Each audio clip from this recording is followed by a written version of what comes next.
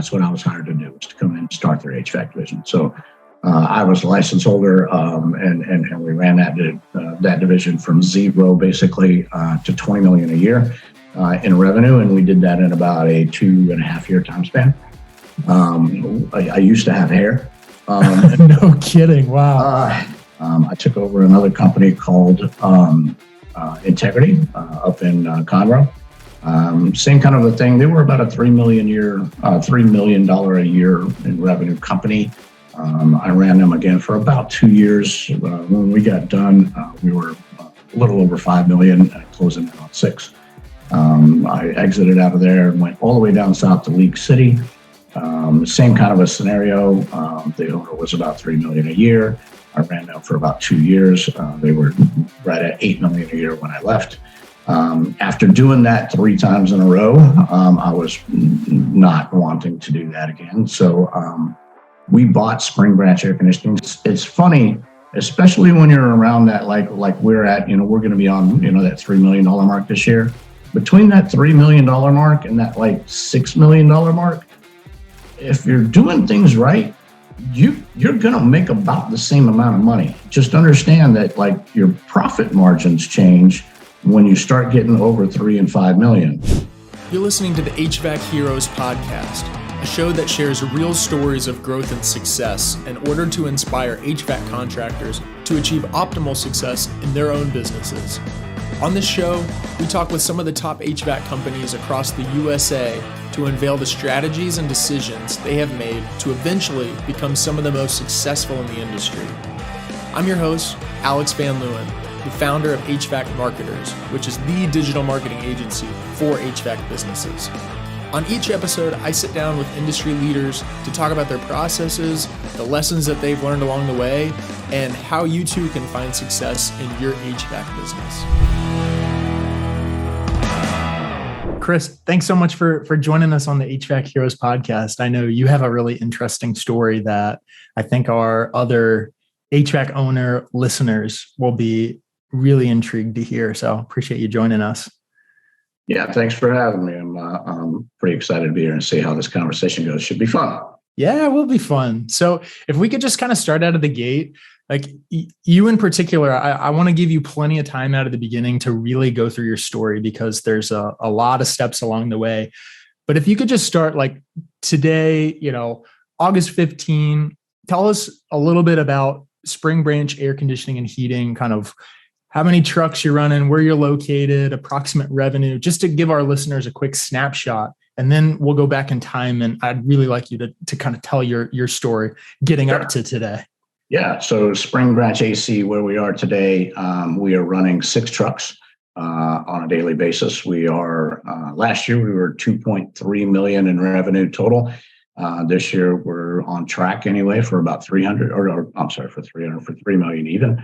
I'm hoping to get there this time. We'll see where we're at, but that's what we're on track for. We are located in Houston, Texas, kind of on the north side of Houston. We kind of service pretty much everything from League City, which is down by the coast, all the way up to North Conroe. So a very, very large service area. But Houston is the HVAC capital of the planet, and it's an incredibly competitive market space. And so if you don't open yourself up to everybody, well, then I don't know. That just seems kind of crazy. Why would you not? So it's just driving in miles, right? That's all it is. So right. That's kind of where we are currently. That's perfect. Yeah. So with that kind of snapshot, I'd love for you to take us all the way back to the beginning and really walk through your journey as to getting to where you are today. Yeah. So, I'm an old guy, so there's a long story. That's okay. Don't spare us any details. I grew up in Central Texas, North Austin area, and my grandfather had an HVAC and plumbing company. My dad's side of the family did general construction. So we built new custom homes from the ground up. So I kind of grew up in the construction business as a kid. Family businesses, always the same. About the time that you turn 10 years old, they put your butt to work because you're big enough to carry stuff. I can relate to that for sure. so every summer was always a fight to see who was going to get the free labor. And so I kind of grew up doing both, general construction as well as HVAC. thing. Graduated high school, and I joined the United States Air Force, mainly because I knew that I had to get out of my little hometown if we were ever going to be, successful. There's just not enough opportunity there. So I joined the Air Force and spent the next 20 years in the military. The bulk of it was working on fighter aircraft. And so I spent time working on jet airplanes. A lot of time overseas in the desert in Korea and all those places that nobody really wants to go unless you have to. But especially the ones where they don't like you and they're throwing things at you nonstop, like grenades and rockets and stuff. But so anyway, retired from there in 2009. Came back to Texas and took over the family's HVAC business. My uncle had taken it over. The company was not doing that well. He was a fantastic technician and knew everything there ever was to know about air conditioning, but didn't know anything about running a company. I did, by the way, while I was in the military, get my degree in business. So I came in, took over the company, ran it for about 4 years. And as is sometimes the case with family business and money, it's not always the best recipe, right? And so true. So we left there and came down to Houston. I took over a company called Abacus. Abacus is now a gigantic company in Houston.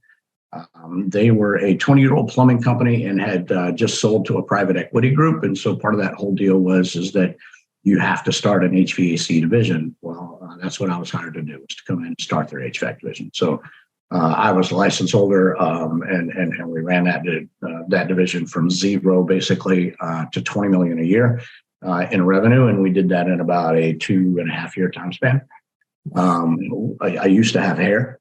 No kidding! Wow, that was incredibly. You got to trade in a lot to do that. Yeah, wow. That was incredibly stressful. I don't recommend it, but we did it nevertheless, and then they got to the point to where they were ready to sell to another private equity group, and that's kind of when I transitioned out. I took over another company called Integrity up in Conroe. Same kind of a thing. They were about a $3 million a year in revenue company.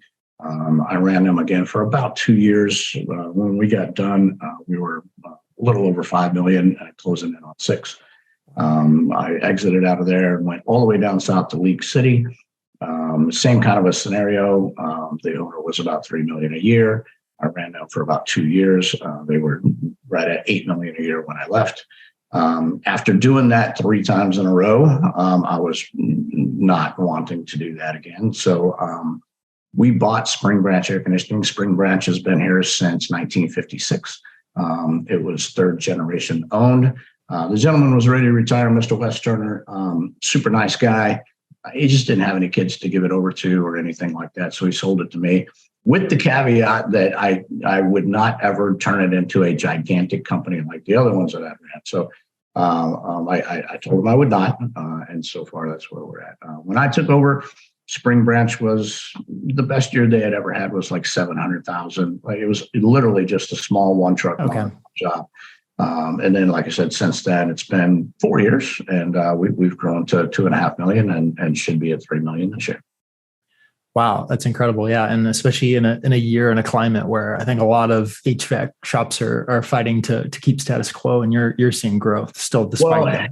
Yeah. And we're doing it completely the opposite of what I've done in the other companies before, right? The other companies was astronomical growth as fast as you can do it. We want to sell to private equity, get us to this number so that we can, get the multipliers that we want to try and, make as much money cashing out. This is not that for me. This is more of a long-term project. I don't want to grow overnight. Like I said, the stress level of that is ridiculous. And so we're trying to grow much more organically, and not push all of the buttons and pull all of the levers at the same time, right? Just a little bit of nice, easy, steady growth over a longer period of time. And we'll get to where we want to be, probably in another 3-4 years, and I'm happy. Gotcha. Now that all makes sense. And just before we carry on, like behalf of me and all of our fellow listeners, thank you so much for your service, 20 years of dedicated service to the country. That I really appreciate that. Thank you. Appreciate it. Yeah. So so that's interesting that you said, because you just talked us through, and this is where I think a lot of ears are perking up now listening to your story. Like, you've seen unbelievable growth.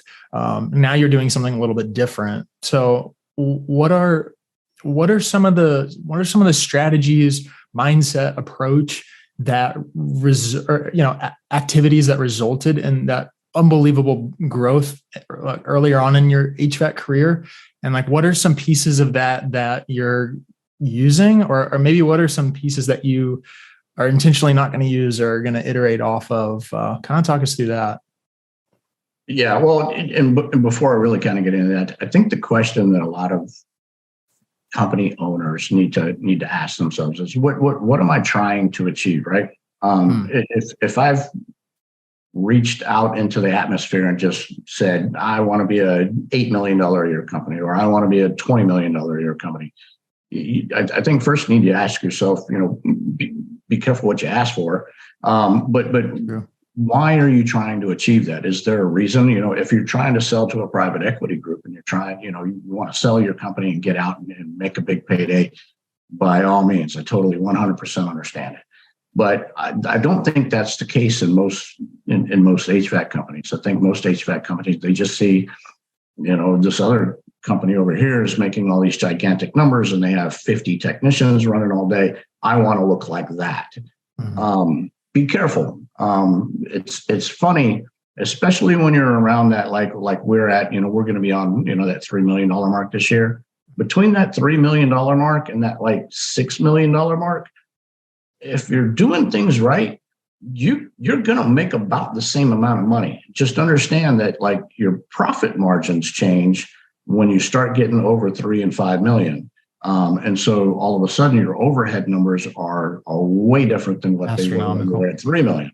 And so, a $3 million company, if they're doing things right and they're intelligent, and they don't have a boatload of overhead debt, the amount of money you're taking home is going to be the same as it was as if you were doing 2 million more in revenue. So be careful what you ask for, right?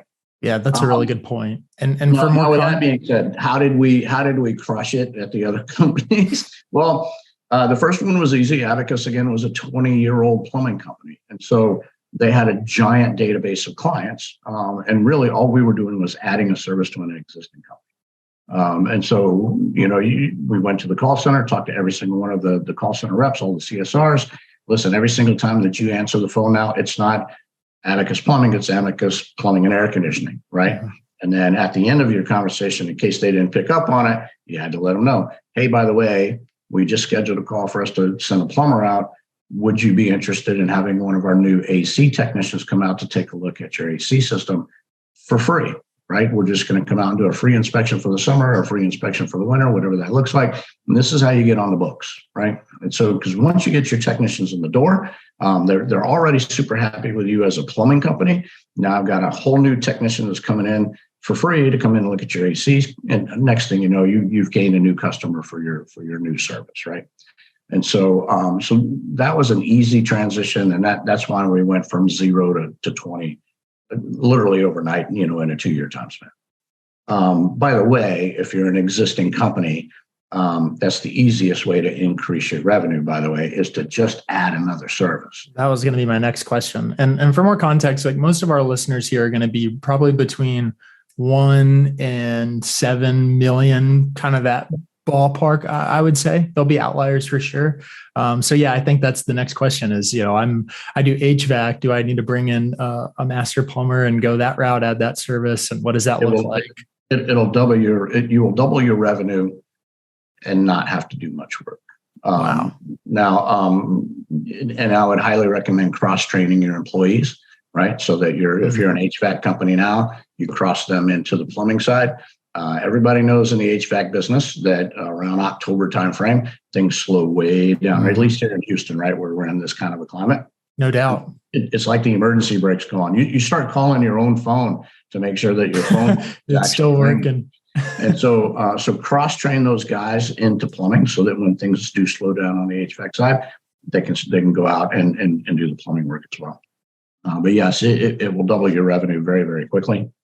You do need the licensing. You do need to change your insurance to cover that, and all of the business type stuff in the background. But you don't need to change your CSRs. You use the same CSRs. You use the same software platform, the same invoicing system, the same everything that you've been doing, the same marketing plan. Everything's the same. You're just adding on a new service. And then you got to expose your client base to it, right? Email marketing, text message marketing, all of those things. CSR is talking to the clients on the phone so that they are exposed to the fact that you have a new service. Yeah, that makes a lot of sense. And it's good to hear you say that because, like you're talking about really a whole new step of adding a new vertical and using your database to market to it and really see that quick revenue growth. And I talk to so many HVAC shops that I think are way underutilizing their list, even just to promote their current, HVAC services. So like, I really want that to sink in for listeners, like just how important it is. Like your existing and previous customers are your best future customers. So maybe to get into the tactics, like you mentioned, email, text, message marketing. So for that HVAC shop that's maybe doing 2 million and they do a quarterly newsletter and that's it, like email newsletter, like because it's a big step to say, okay, we're going to add plumbing or we're going to add another service. And that makes sense for a lot of people, but what would be like a nice, especially as we're coming into shoulder season, like a step for them to take with their list and to really leverage that more? Right. So I 100% agree with you. Your existing database of clients is incredibly important. You mentioned the shoulder season. We're going to go into that here pretty quick. We did get a late start to summer this year, so I'm expecting a late end as well. Typically mid-September is when we start to see a little bit of a slowdown, but if I had to guess, it'll probably wait and push until mid-October. But between mid-September and first part of October, we are already reaching out to our clients. And so, we've got 5,000 people in our database. We deal with MailChimp. MailChimp is super simple. Like you just log on, you create an email, they make it look pretty. You put a couple of awesome looking pictures in there to get attention. If you don't know how to write a headline, watch a YouTube video. It'll show you how to get attention on it. You can write it in there so that the first, 4, 5, 6 words actually show up, in the email box so that they can read preview what they're going to see in the email. But watch a couple of YouTube videos and figure that out, how to gain attention with a headline and a preview, and then get in there and write an email. It's super simple, but you don't have to wait until something is needed, right? Start reaching out to your clients early. Hey, summer is coming to an end. We're soon going to be into the winter season. You need to get your heating system checked. We want to come through and do all of the, safety component checks before you turn that heating system on for the first time. And the words like safety components, don't turn it on for the first time, all those types of things will gain attention, and those people will call you, right? And then make it easy for them. Put a little freaking button on there that sends them to your website where they can schedule their service. Like, don't make them have to call you. I'm going to tell you now, we get more business through text message than I ever get from phone calls these days. The hardest part for us is remembering which freaking platform they reached out to us on. Is it Podium for texting, or did they text me on Facebook, or did they text us off of Instagram, or did it come through Facebook Messenger? Like, where did it come from? And then I have to remember where the heck we found them. So, but don't make them have to call you. That's back in the day we used to handwrite letters and mail them. That's kind of what a telephone call is these days. Right. It's old school. Yeah. That's another. It is. It is. I almost I swear we didn't connect on, Chris and I beforehand, because these are so points that I try to harp on, because, times are changing, and what got you to where you are today is not necessarily what gets you to where you're going. I mean, look at go ahead. Sorry. I have a wife who, when I call her, will hit the red button and send me a text and ask me what I want. So if that tells you anything, right? So here's the difference between text and a phone call. If I call you, the only way for you to connect with me is to stop whatever you're doing, right? I now have interrupted whatever it is that you're currently doing, and you have to stop, hit a button, and talk to me for however length of time. With a text message, that is not it. I can send you a text, and you can barely preview it and go, I'll deal with that later, right? And when they want to reach back out to you, then they will reach back out to you. That's the convenience of text message, right? And so we use Podium. Podium is a great platform. Mm-hmm. They do a lot of other things for us other than just text messaging, but Podium is a great platform to continue to stay in touch with your clients. You can send out a text message to 10,000 people at one time if you want to. Hey, we're running a special on this, blah, blah, blah, blah, blah. Hit the button, it goes to everybody. Mm-hmm. Be careful of that, by the way, because you better have somebody ready to answer, because if you send a text out to 1,000 people and you weren't expecting to get 350 responses right now, you're about to get inundated. And so be careful of that. I've done that. I've made that mistake, right? Send it out in like 100 batches, not 10,000 all at one time. Yeah, kind of drip it through the day. Yes, because I'm telling you, it will smash you. So don't do that. But yeah, text messaging is amazing for us. We send out messages probably every 3 weeks or so. Hey, and it could just be an update. Hey, don't know if you've noticed, but it's going to be 105 today. Have you checked your air filter? Have you, had your condenser coil cleaned? Have you even checked your AC system at all yet this summer? And it's out there dying in the freaking heat, right? And so it's a quick, easy thing. By the way, if you want to contact us, here's the link. Click the link, schedule something, right? So yeah, so it's not a hard sell. It sounds you're talking about a 3-week cadence. So yeah, can we just to break that down a little bit more, because I try to make this as actionable as possible for our listeners. So you're using Podium, you're sending text, your list is you said around 5,000. So let's if it's every 3 weeks, maybe let's break down like 4 messages that you would send over the course of 120 days or so. Yeah. Well, I mean, the message will change depending on what season we're in, right? And so like right now we're towards the end of summer, and so we're going to text about whatever's happening today, right? Mm-hmm. Like hey, it's going to be another scorcher, 105 degrees outside. Make sure you change your air filter. If you haven't had your system looked at, give us a call today. Like that kind of a thing. Super simple. 3 weeks from now, we're going to be, what is this, August the 15th? So 3 weeks from now, we're into the first week of September. Hopefully, because we've been sweltering, maybe the temperature will have come down at least a little bit, like into the 90s. But hey, temperatures are starting to drop.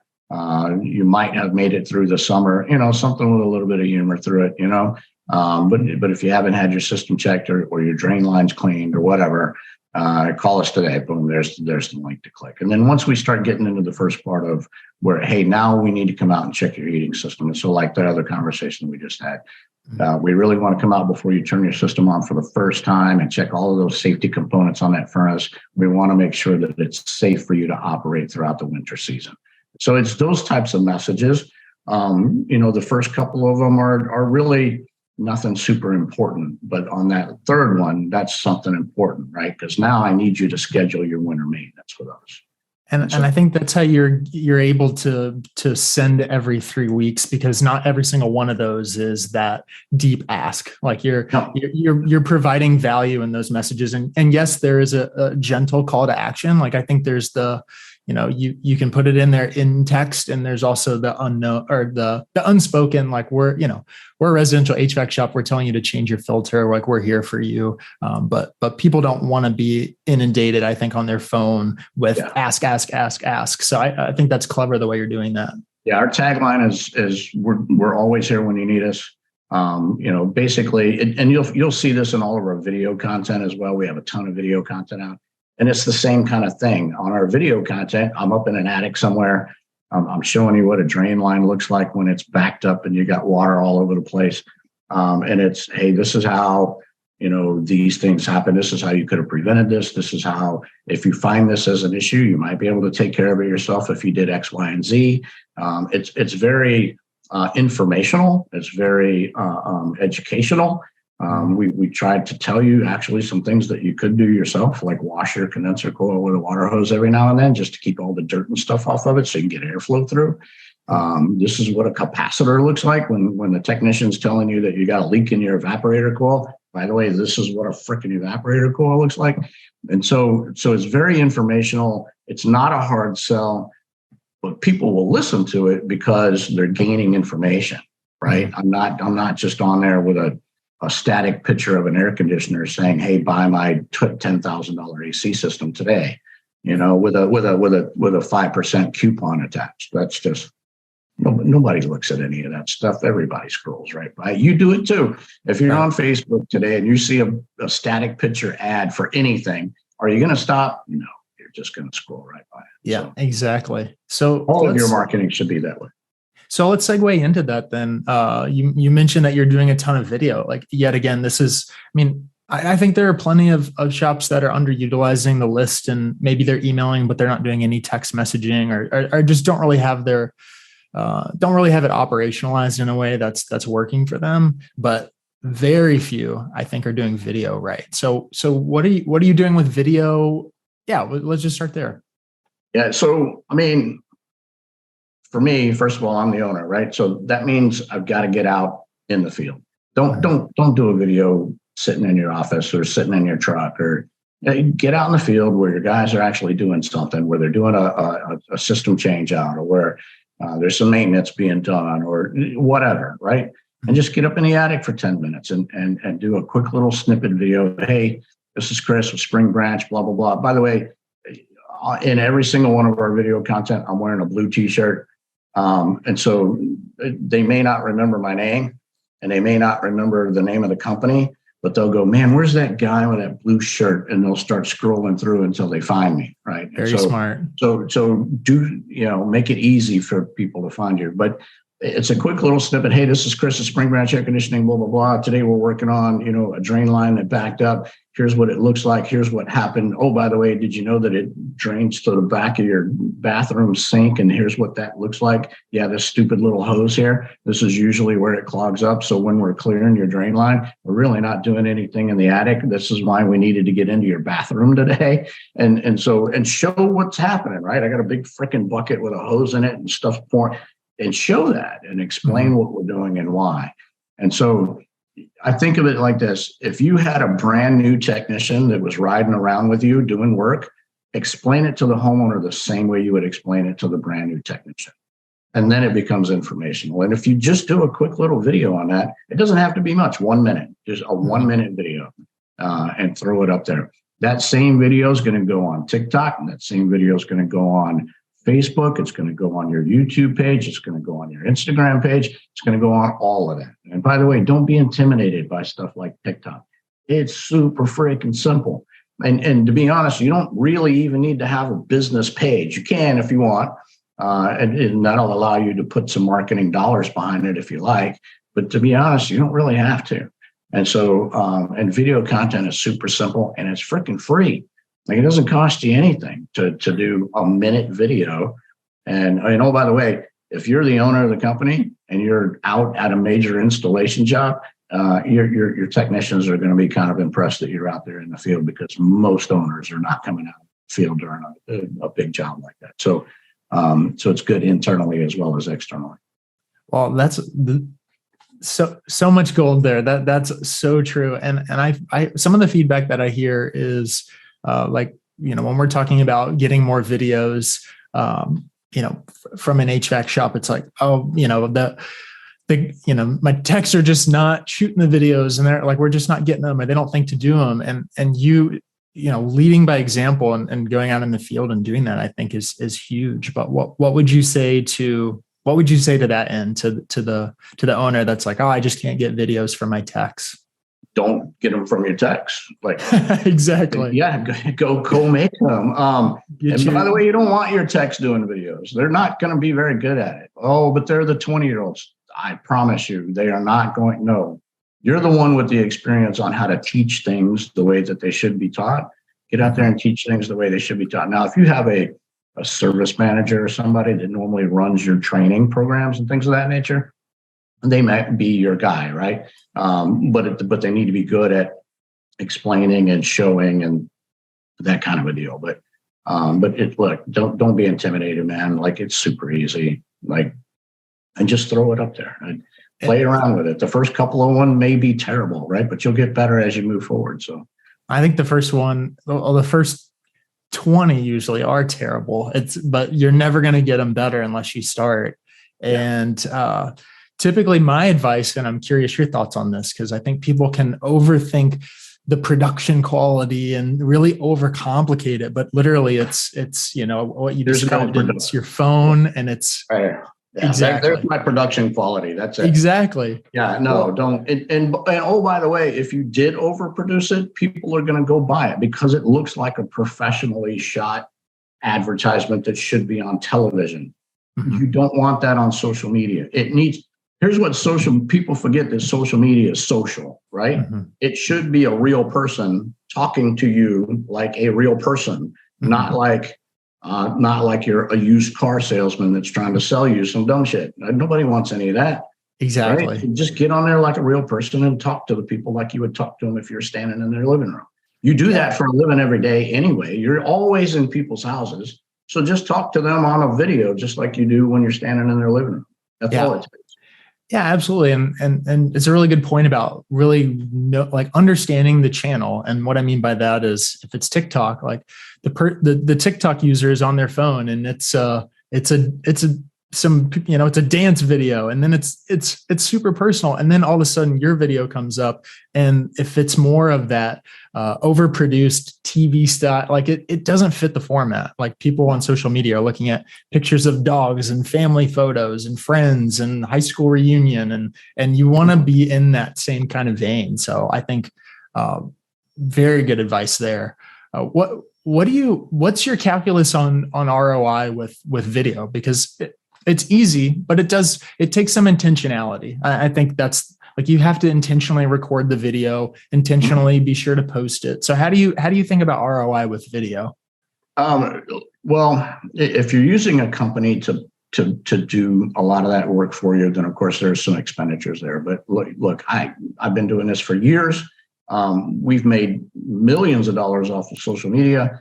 I've never used a third-party company to post my stuff. You learn it as you go. It's super simple to throw it up on Facebook. And then, like I said, if you want to put up, the boost on Facebook or if you want to put a few marketing dollars behind it on TikTok, it's super easy to do it. You can target it literally to the neighborhood that you want for people to see it in. What is the return? Huge numbers. If you make one installation, let's say I put a video out there. It cost me an hour to make the video, an hour to show up to the job site, 15 minutes to make the video. Maybe I put an hour into throwing it up on the internet and put $100 of marketing behind it on Facebook, right? And I get somebody to call me, and I've scheduled a phone call. We went out and did an estimate, and I got a $12,000 installation. Was that worth the hour and 15 minutes that it took me to create a video? Yes, it was. I would do that every day of the week if I thought it would make me another $12,000 installation. Why would you not?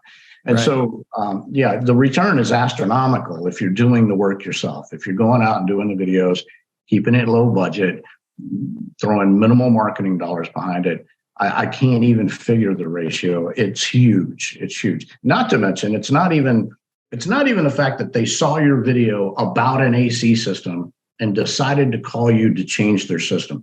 It's the fact that they've seen the last 18 videos that you put out there. And when something did happen, then they remember who to call. You understand? So it's not just I'm marketing with intentionality because I want you to call me for this one thing that we want to do for you. It's brand recognition after you've done enough of it, right? Everybody knows who Coca-Cola is. And let's really put it out there. Everybody knows who Bud Light is right now, right? Right. Even though there's no such thing as bad marketing. I don't care. Throw your crappy video that you don't like and put it on the internet. If anything, they'll laugh at you. But when they see the next 18 funny videos that you goofed up really good, they will know to call you, because at that point they don't care if you can create video. They want you to come fix their air conditioner. Right. So, And it's okay for a business to have some personality. And I think yeah. it's easy to be the star of our own movies. And we look at a video, and of course it's always painful to hear your own voice or to see your own video. And you have this subconscious thought of, my people that follow my business page or my personal page are going to see this and have these thoughts. But I hate to be the one to break the news, but people just don't care that much. I mean, it's more about getting the reps, as you mentioned, and seeing that 8th, 9th, 10th, 20th, 50th video, having that awareness, and then really seeing that ROI. So it was a bit of a loaded question. You start it the same way every time. You wear the same clothes every time, and you end it the same way every time. It's always, hey, everybody, it's Chris with Spring Branch Air Conditioning. That just rolls off my tongue because we've done it 150,000 times now, right? Hey, everybody, it's Chris with Spring Branch Air Conditioning. I always wear the same stupid blue t-shirt because everybody gets used to seeing it. And then at the end, it's always, hey, listen, we're always here when you need us. Give us a call if you need anything, blah, blah, blah, blah, blah. Here's the number. See you later, right? And so, yeah, it's something. I love that. So again, to make it super actionable, you're the only one that's doing video.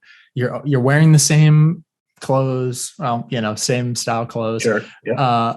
I'm sure they hit the laundry once in a while. I've got especially in blue t-shirts. Yes. Yeah. Especially in a Houston attic. And then you have the same opener, closer kind of taglines. The videos you said are about a minute long. Is that right? Anywhere from a minute to 3 minutes, depending on the subject. But yeah, a minute to 3 minutes. It's really hard to hold somebody's attention for 3 minutes on social. Right. It would have to be a pretty interesting subject for us to do that. But typically they're running anywhere around a minute-ish. Okay. And then how many of those are you doing in a month, you would say? Are you recording? 3-4 a month, like once a week-ish, depending on what's going on. So then once a week, you've recorded a new video, and then at that point, And oh, by the way, you don't have to do that 52 weeks out of the year, right? So here's the thing. How many videos can I make about drain lines?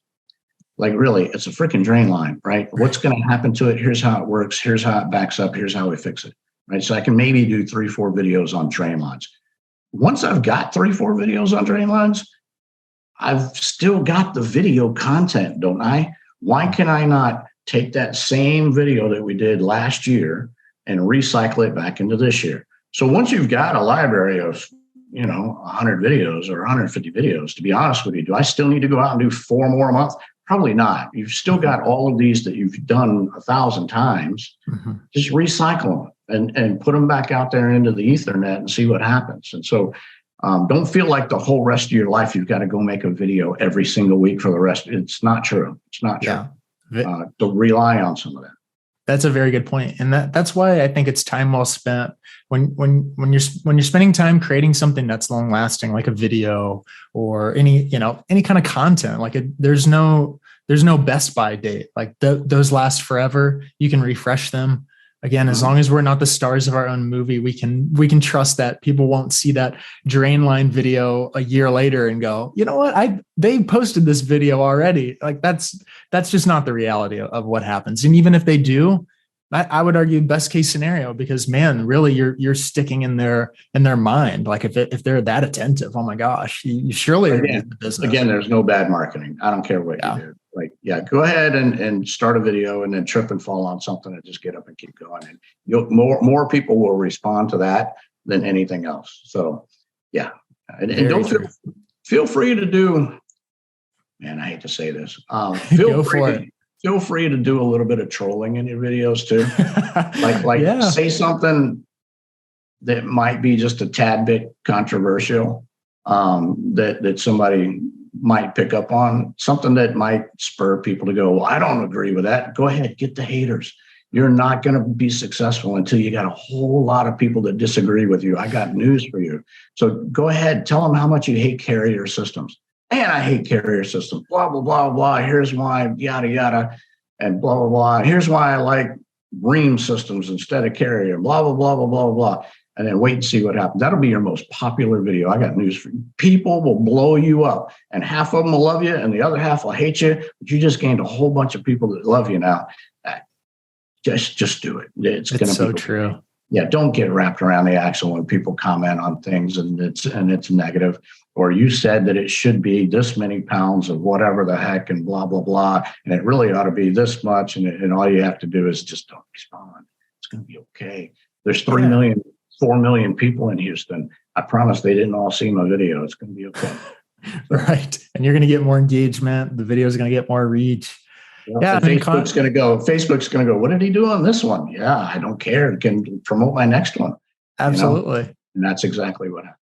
So yeah, I mean, controversy, just look at the news, right? I mean, it sells and it gets attention. Mm-hmm. And there are a lot of really big influencers out in the world that will intentionally misspell things in their videos, and just so people will go to the comments and, oh, you idiot, you don't even know how to spell that, it's all by design. So, but you watched my entire video.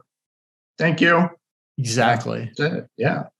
Yeah. That's why your headlines and stuff should always be like, never do this with exclamation marks. And then I never will even in the video tell you about what to never do. It doesn't matter. So exactly. It's not that serious. No. You're just trying to get that awareness. And no, I think that's awesome. Well, I think if listeners just implemented 30% of what you just described, it would be a huge leap forward. Like adding some video, just being a little less afraid to take out the phone, go up in the attic and shoot it for 30 seconds. And what I think is a really good advice is, describe it like you're training a new tech. Right? That makes so much sense. I think we can get easily, we're in the weeds all day, and what seems obvious to us is not so obvious to your customers. So really going to that level and just not being afraid and creating that video content. So super simple. Yeah. So and I also, when we think of social media, we were talking earlier about marketing to your list and email and text message. And I think social media is also a play that's more towards your existing customers, more towards so it's not marketing to your list, so to speak, but it's sort of in that vein. What are maybe your top 3 channels right now? Like you've seen a lot of growth in the last couple of years. What's working for you marketing wise? Social media is always going to be the top. Email marketing, believe it or not, is still very viable. And in a lot of our emails, all we're doing is telling them, hey, we just created this new blah, blah, blah that teaches you about yada, yada, yada. Click on here so to watch the video, and it sends them to our YouTube page, right? So use your video content in your email marketing. Use your video content in your text message marketing. Hey, we just created this new video that blah, blah, blah, blah, blah. Or, hey, watch Chris be stupid and fall off the ladder or whatever. It's right? A great excuse to reach out. I mean, that's not, hey, buy this and going right for the ask. Like I can't, that's so important. Yeah. We have never created a piece of content that says you should come and buy this today. Yeah. Or hey, we have a special or a discount on blah, blah. Never, not one time, never have we ever created any piece of content that does that. It's all just us having a conversation just like we're having it right now. And it's that simple. So social media, always. Email marketing, super simple. Text message marketing, super simple. And if you were to just do those 3, you would see a lot of growth, both from your existing client base as well as picking up new client base. And then, look, man, you're never going to beat Google. Like you're just not. The people that are actually looking to get something done, guess where they're going? They're going to Google and they're searching for you on Google. So if you don't have a GMB page, if you don't understand even what I said when I said GMB page, you need to figure it out, right? Yeah, exactly. And it's not rocket science. Again, get on YouTube and watch a couple of videos that tell you how to create a GMB page and how to do Google's latest version of PPC. And you don't have to spend thousands of dollars at it. Throw up a stupid little thing and put $100 behind it and see what happens, right? But PPC marketing is always going to be the king until somebody creates something with AI that's totally different. I don't know that yet, You can bet when they do, we're moving to that, and that's the other thing. When anything comes out that's new, you better start figuring that out. And if you haven't started figuring out AI yet, better start figuring that out. Like, you better get on ChatGPT and just start learning what it looks like, because I'm telling you now, that stuff's going to come, and it'll take over your marketing. A lot of marketing companies and marketing people are going to be out of a job pretty quick when AI starts taking that over. CSRs. I already don't need a CSR anymore. They've got AI platforms that will answer your phone for you and get the client to create an appointment for you. And most of the time, they don't even know they're talking to a computer. And so AI is about to start taking over a bunch of stuff, and you need to start learning what the heck that looks like. Yeah, it's pretty daunting. I saw something that kind of cracked me up the other day where for my generation, it was talking about there's a lot of people that are just not even messing around with ChatGPT or anything like that. And it's like the people that once made fun of their parents for not wanting to get on Facebook are the ones now that are hesitant to mess around with AI. And it's exactly the same thing. It's like, it's just like, you're dating yourself. So, So I'm old, right? I'm 53. My oldest son is 30. My youngest son is 14. And both of my boys will tell you that they are a bit embarrassed that dad is on TikTok way more than they are. Right? And not just like watching TikTok, but literally on TikTok, and has a following. And they're like, I don't understand what my dad is doing on TikTok. And so, but that's what it is. So, well, a lot of people don't really understand the life cycle of these new technologies. Like when Facebook first came out, these platforms need tons of users. So out of the gate, the first stage is, just take Facebook, for example, like they're trying to grow their user base. So it used to be you could post something on Facebook and it would just get an unbelievable amount of reach and tons of people would see it. Now that they have literally billions of users, why give away for free what they can charge for? And then so you start to see organic reach lessen. Now you need to boost your post and put dollars behind it. And point being, TikTok or Threads or some of these newer platforms, Reels, YouTube Shorts, there's always like this for some reason with a lot of people, a hesitancy to get on them, but they're in that phase of kind of giving more away for free as they're building their users. So sometimes those newer platforms, you don't even have to be perfect at them, and you never will be anyways. Just go on them and you can get a lot for free what you would be paying Facebook for on Facebook. Learn them. You should always be learning whatever the new thing is nonstop. We were on TikTok before it was TikTok. We were on it when it was Musical.ly. And even then I was like, this might have a chance to be a thing. So, you spend some time to get on it, and just learn it, like just play around with it. Just watch it first, like just get on there and see what the heck is going on, and then understand what kind of content's being created there, and then start making some freaking stuff to put on there. Right. Again, it's not rocket science, but stay on top of the newest thing, whatever that new thing is. And like you said, when it's new, you can get a lot of traction for no money, and now, if I'm on Facebook and I want to get traction, I got to throw cash at it. Mm-hmm. And even TikTok has gotten to that part, right? Is that, now there's a lot of people on there and I'm having to throw a little marketing dollars behind it to get the results that you want. So there'll be something new that comes out 6 months from now. Who knows what the heck it'll be? Oh, yeah. But something will be there. Yeah. Yeah, no doubt. That's awesome. Well, you're really doing a ton with the social media space, and that's, putting it really at number one in terms of what's moving the needle for you to grow your customer list, grow your business. I could continue on and we could chat, I think, for a long, long time, but I do want to try to circle to the end. So what would be given your experience and given, I mentioned most of our listeners are HVAC owners that are between that 1 to 7-ish million annual revenue. What would be like your one piece of advice for them to be in a better spot a year from today?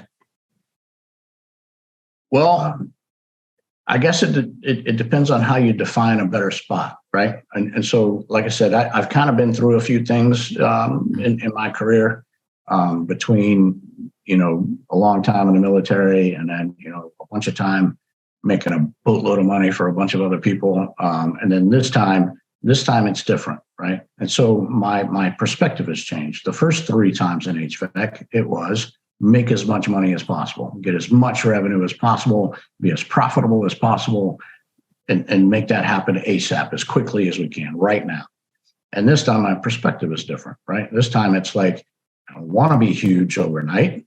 I want to get to the point to where this company is producing for me what I need out of it personally, right? Mm-hmm. I need to support my lifestyle. What do I need as an individual? What does my family need as an individual, as an individual family? On top of that, how many people am I employing here? How many families am I providing for? And am I paying my guys and taking care of my guys well enough so that I don't have turnover of employees? If you've got a big turnover of employees in your business, it's because you're doing something wrong. And it's not always, in fact, it's very rarely the paycheck. I can't think of one time that I've ever hired somebody from another company to where when I asked them why they left, it had something to do with their paycheck. It's usually that you overworked them. They never got to be home with their family. There was some manager or somebody that was constantly belligerent and wanted to, like, it was just controversial there all the time. There was always some kind of chaos going on. It was almost never a paycheck thing. So how can you be in a better place in a year from now? First of all, figure out what your perspective is. What am I trying to achieve here? And then once you've done that, if it's, I need to grow in revenue, okay, well then, I don't know, do the things that we just talked about, right? For the last hour, just go do that stuff, and make time for it to get that stuff done. And don't be afraid of it, and just go, right? Just go. Like, stop talking about it. Stop thinking about it. Don't over, that's that whole thing about you just, you analyze it until you're paralyzed. Stop overanalyzing it. Just go make a freaking video and throw it up on something. It's not that hard. And start doing those things. Send texts and emails to your clients. Talk to your clients. Put video content out. Do that stuff. Take care of your existing workers here. Don't overwork them. Don't overschedule them. My son used to work for another AC company. They would schedule him for 15 calls a day. That's insanity. Wow. 15 calls a day. My guys here don't get more than 6 on a really busy day, right? Typically it's 4. Because I want them to spend an hour and a half to 2 hours at a client's house. And I don't want my technicians in somebody's house after 6 p.m. Why? Because they should be at their freaking house at 6 p.m. so they can get to see their kids and have dinner with their family and get some rest and be ready to go tomorrow, right? And so if you've got enough calls that you're giving your guys 8, 9, 10 calls, I don't know, you need to hire somebody else. Get some more techs in because you don't have enough. Like, start taking care of your people, and your people will take care of you. Last but not least, sales. I know we haven't even really touched on that. We've been too busy talking about marketing. All right. But if you don't teach your people how to have a conversation in a household with a homeowner and make it sound like a real conversation like we're having here, and I'm not giving you a freaking elevator speech about how to buy our system, and I'm not showing you should never, if you're handing your people freaking postcards to like read through and show all these fantastic graphics and stuff, you're an idiot. Sorry, you're an idiot.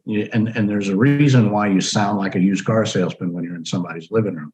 And oh, by the way, stop hiring people to be your salespeople that came from any other industry, right? If they used to sell refrigerators at freaking Home Depot, and now they're in your business trying to sell air conditioners, and they don't know anything about air conditioning, you think your clients don't know that?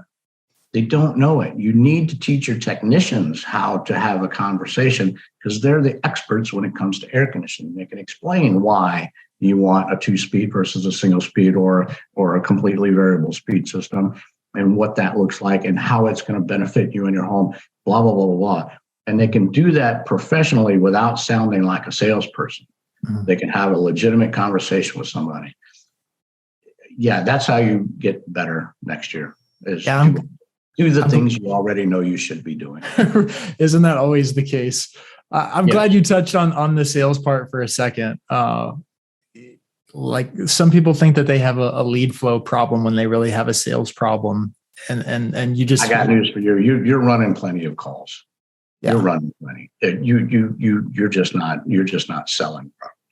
Right. And our customers are smart. They just need a more of a consultative, like they just want someone that's the expert to inform them. And then, they can make decisions given information. And when they really feel like they have a partner, not a salesperson, as you mentioned. Right. So, and then to your previous point, it's funny how usually what's best for business is, treating your customers right, treating your employees right, and treating yourself right by really understanding what it is that you're after. Like I altered my ending question to you, because I typically say, like, what would be your advice for the HVAC owner that wants to grow their revenue? But I tried to make it a little more open-ended because you make a good point. You have to have a why behind your goal. You can write down, 2 million, 5 million, 7, whatever it is, but it means nothing unless you really understand and internalize, does that mean this change for my family or this change for my team? Or, I mean, look, I took this business over 4 years ago, right? The other companies that I was at, we grew to 20 million, 8 million, all those in a 2-year time span. I bought this company 4 years ago and we're at 2.5 million. You think there's a reason why? Of course there's a reason why. I'm specifically trying to hold it back. Like we could throw the lever next week and next year be at 8 million. Yeah, 100%. Yep, let's do it. We could turn all that on and our revenue will be at 8 million next year. That's not what we're trying to do. We're trying to have good organic growth and grow the company nice and easy, because that satisfies who I am and what my needs are, right? I need enough revenue to come in to take care of my guys really well.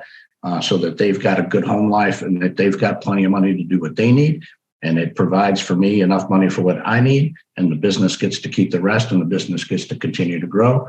And at some point it provides, retirement for me or whatever the heck that looks like. I don't think I'm ever going to retire.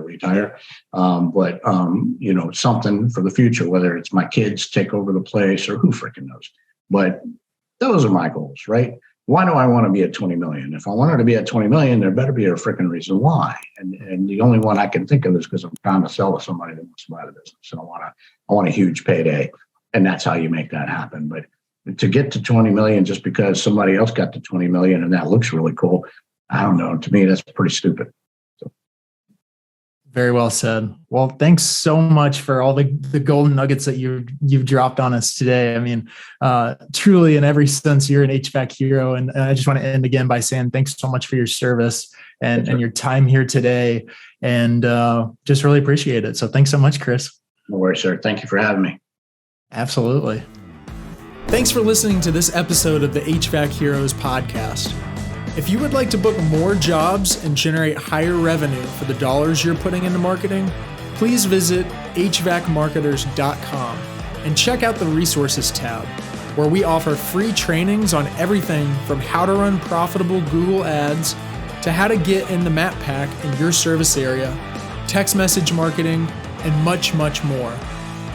Also, feel free to shoot us a chat with your specific questions. We're here to help you grow your HVAC business. Thanks for listening.